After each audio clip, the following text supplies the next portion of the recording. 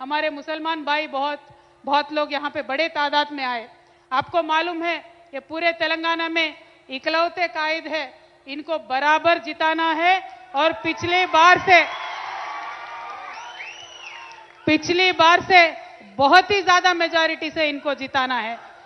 बहुत लोग अपने में भी घुसेंगे, अलग अलग बातें बताएंगे, लेकिन एक बात सोचिए, राहुल गांधी जी है, उन्होंने नया यात्रा निकाले, भारत जोड़ो यात्रा।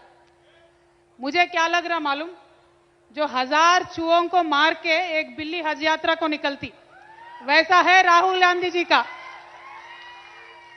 अरे आजादी आने के बाद 62 इयर्स कांग्रेस का हुकूमत चला इस मुल्क में।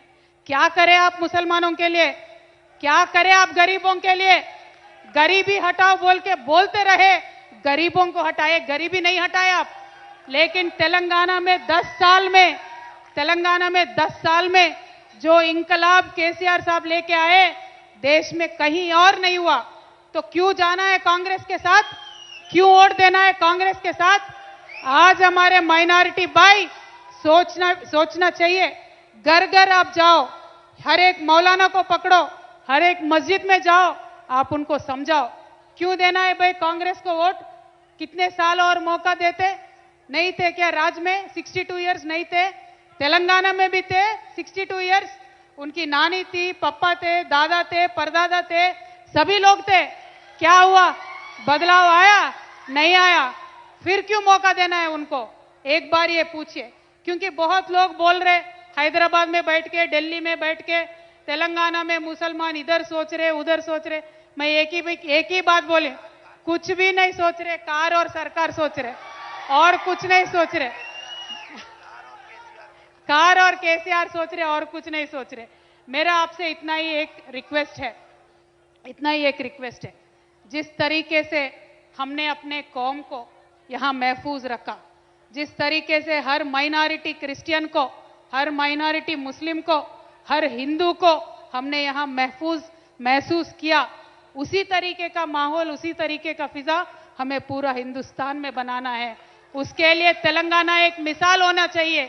हमने 10 साल से कोशिश किया है, और बाकायदा जब तक केसीआर साहब है कुछ भी नहीं होगा, एक भी दंगा फसाद नहीं होगा, एक भी कम्युनल राइट नहीं होगा, कुछ भी नहीं होगा। और ये राहुल गांधी जी सुबह से लेकर शाम तक एक ही बात बोलते रहते, संविधान डेंजर में है, डेमोक्रेसी डेंजर में है।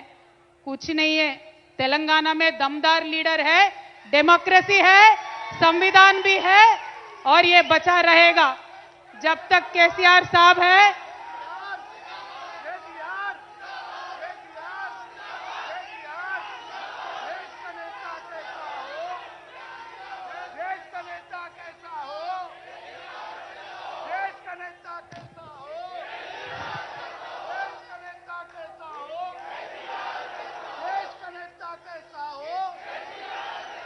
जय तेलंगाना।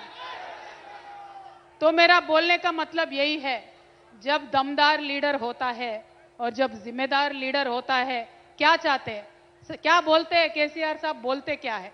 एक ही बात बोलते हैं, पॉलिटिकल पार्टी का नहीं, जनता का जीत होना चाहिए। वही केसीआर साहब बोलते हैं, उसी काम पे हम करे उतर आते हैं। मेरा बस आपसे इतना ही रिक्वेस्ट है, हमारे सारे मुसलमान भाइयों से, 10 साल पहले जब पहले मर्तबा इलेक्शन में आए थे, तब केसीआर साहब ने आपसे एक रिक्वेस्ट किया था, सोपत करके देखो, सोना घस के देखो। आपने सोपत किया और हमने दोस्ती निभाया।